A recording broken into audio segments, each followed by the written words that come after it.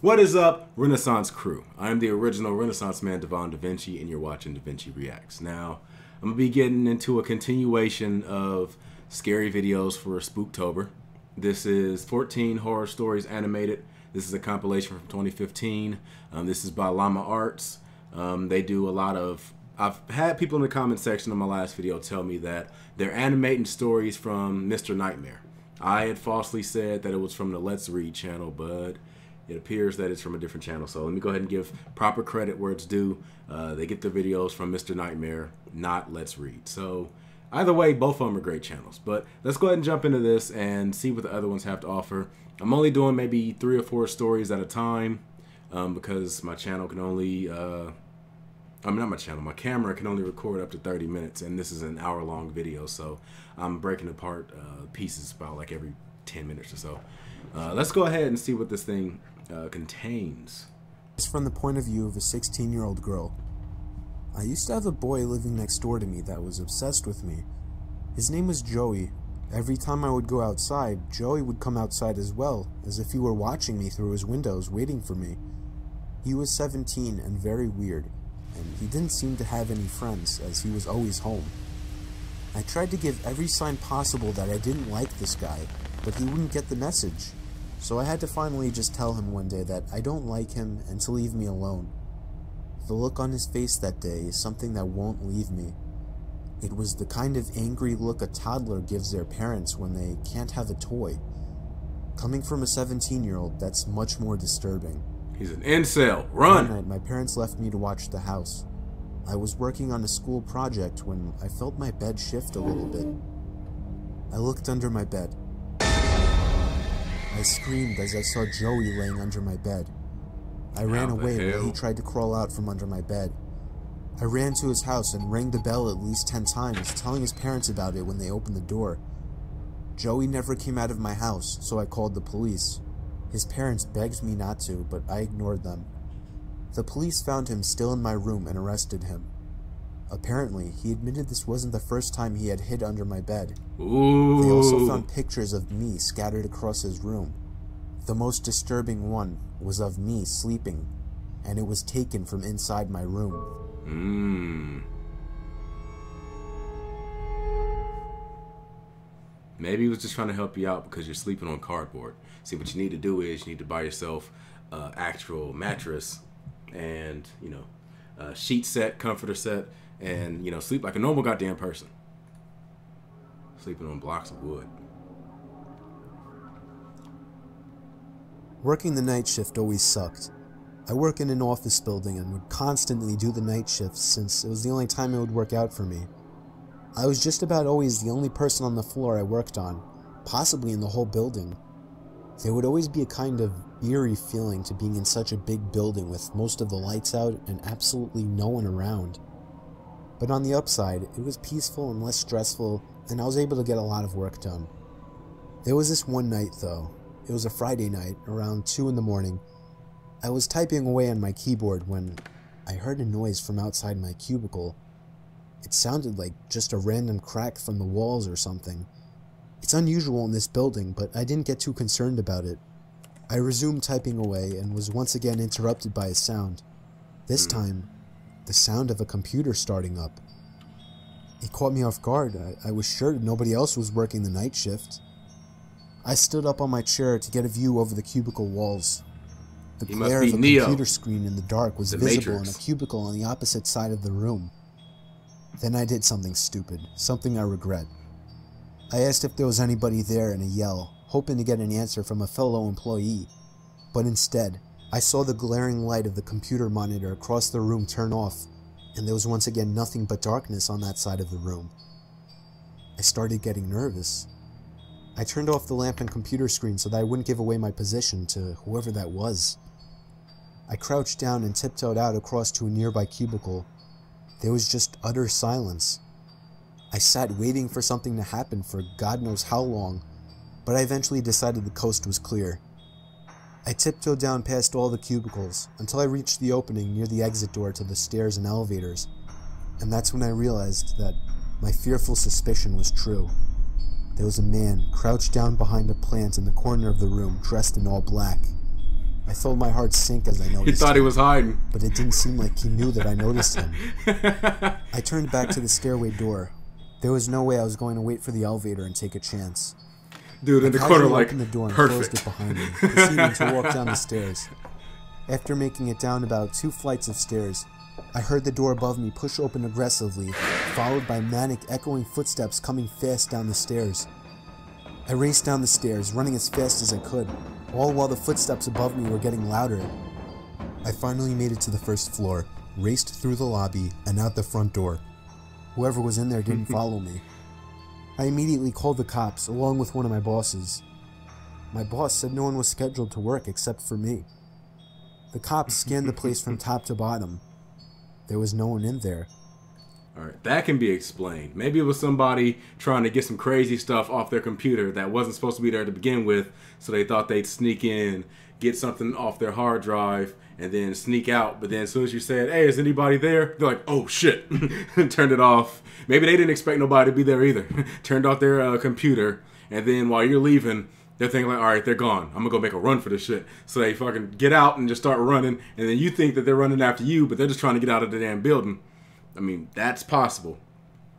Or he's trying to kill you. Either one. But I was just picturing, it would be very funny if he was like coming down the steps, like he was running from the guy, and then the damn killer, who isn't very bright, just decided, oh, I'm just going to jump the rest of the way and just catch him on the bottom. And then like while you're running down, you just see... and I was just going through my head. I don't know why. Other than he was wearing all black.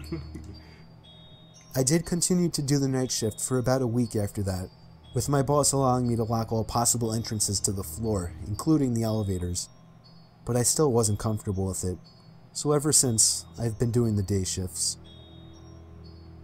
It was funny, the fact that the dude was hiding behind the damn... Wait a minute, hold up. It was Rick. Rick's right there. You guys see it. When did Rick and Morty come out?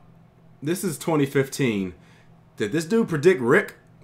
I mean, it's possible Rick and Morty may have already been a thing, but I mean, hey, that's definitely Rick Sanchez up there.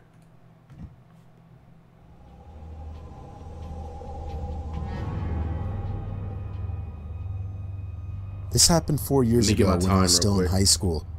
Right, I was told to do my last delivery of my shift. I got in my car, which was a 1999 Camry, perfect for delivering pizzas.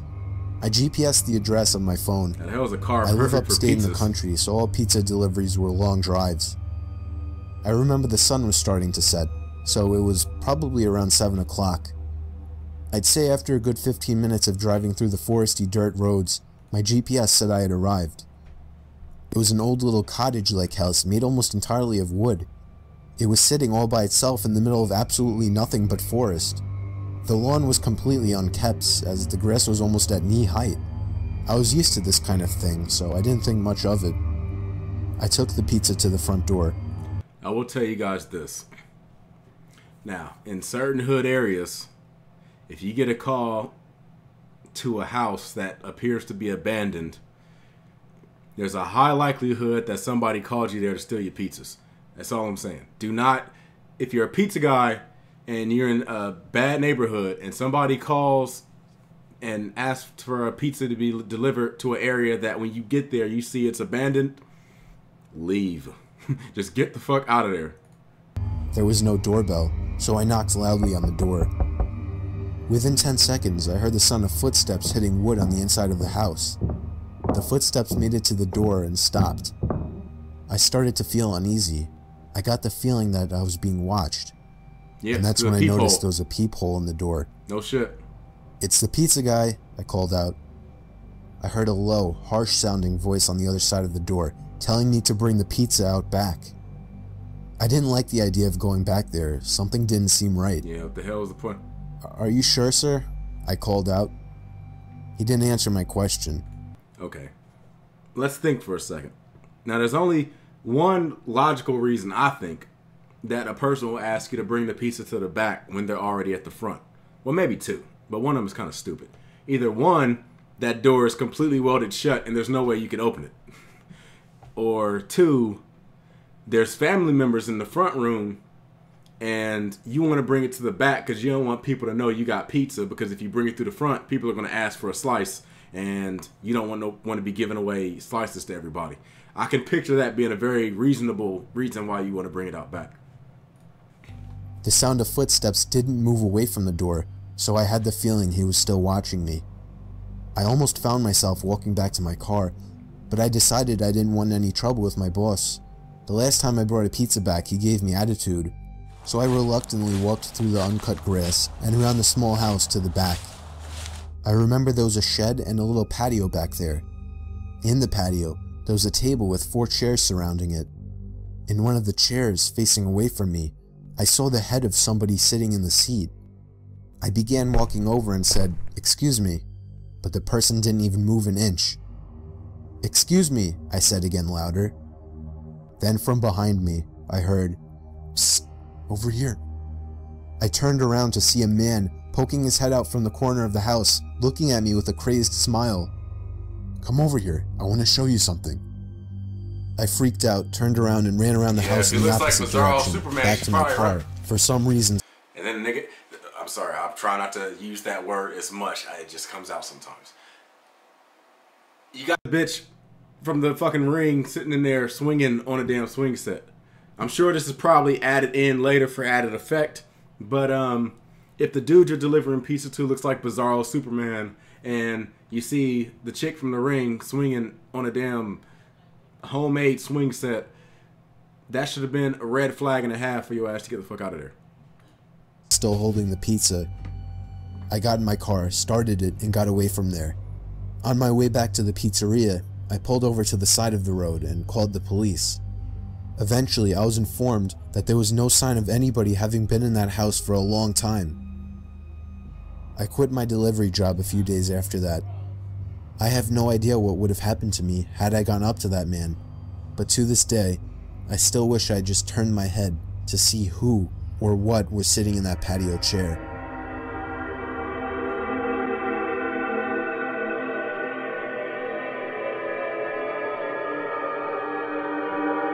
It's like somebody already had lunch.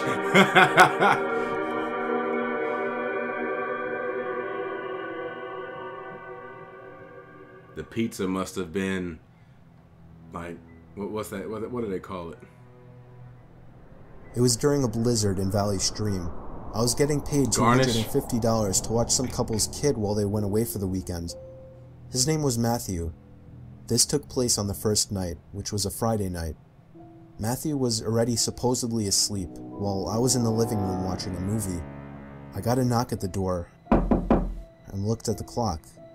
It was close to midnight. There was no way I was opening it. I think it's called. Not even 10 seconds later. It's something like that. I recognize the antagonist. I heard the sound of 2 or 3 men angrily banging on the door, telling me to open up. I felt like my heart was about to stop. I took a peek through the blinds, and there was somebody standing right on the other side of the window. I fell back in fear, and after managing to get back on my feet, I ran to the kitchen phone first thing to call the police. He had those eyes like Yuna from Final Fantasy II. They said because of the weather, it could take a while for an officer to get here. I was told to take the child and hide somewhere until an officer arrived. They wanted to keep me on the line, but I wasn't thinking clearly in the heat of the moment and hung up. However, it wasn't until I ran through the living room that I realized the banging had stopped. I took a second peek through the living room window. Nobody was there now. Inside the house. I heard the sound of glass shattering from a few rooms over. My knees started to feel weak as I realized they had just broken the window and were about to climb into the house. I had to run and get Matthew. I couldn't just leave without him. Of course, when I got upstairs, there was no time left to run back downstairs, as I already heard footsteps and laughter coming from downstairs. I covered Matthew's mouth with my hand as I ran with him into his toy closet. Get a couple knives with you. A few minutes dragged on to what felt like half an hour as we sat there in the dark closet. Matthew began to squeal as footsteps on the carpet reached the outside of his bedroom door. There was more than one person. They came inside. There weren't many places to hide in this room. I was actually reflecting on my whole life, so sure I was gonna die. We heard the sound of a police siren outside, even from in the closet, and then I heard one of the men in the room mutter, "Aw, shit." I opened the door back up as I heard at least 3 pairs of footsteps hurriedly rushing down the stairs. They didn't get far, as the police later found their footprints in the backyard, leading to our shed. There were 5 men in total, and they were all arrested.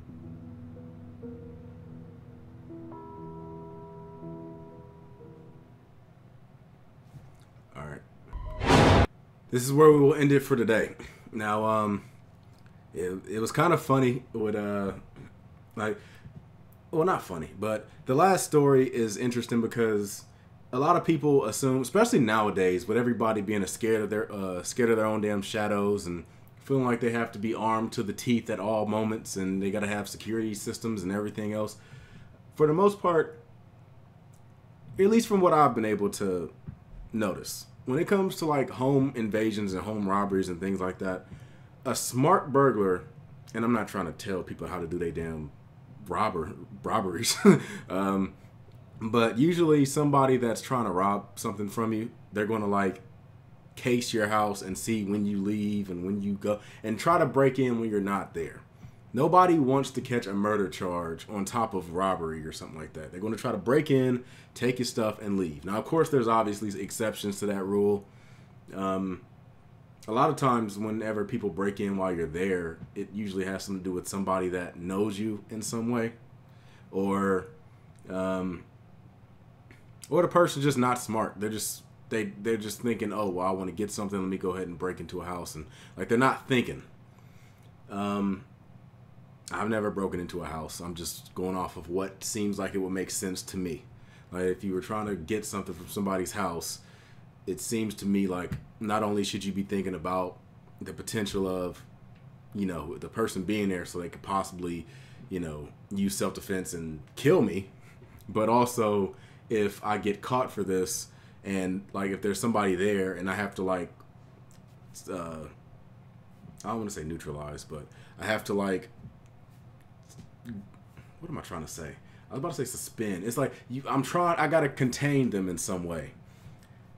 If I like constrict them with some type of rope or tape or anything like that and like hide them in a closet or something, that's technically kidnapping. So that's another charge you throw on top of yourself if you get caught.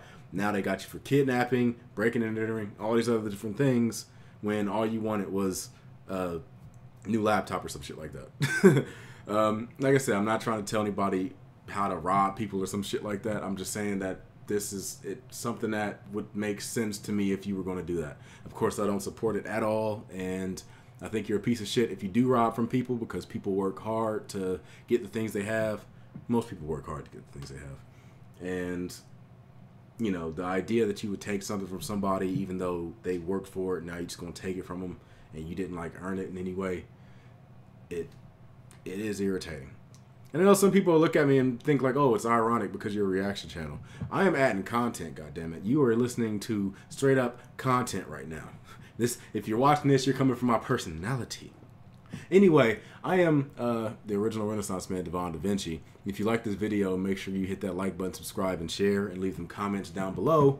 And I hope to see you guys on my next video. I'm going to go ahead and move on to it. I'm signing out. Deuces.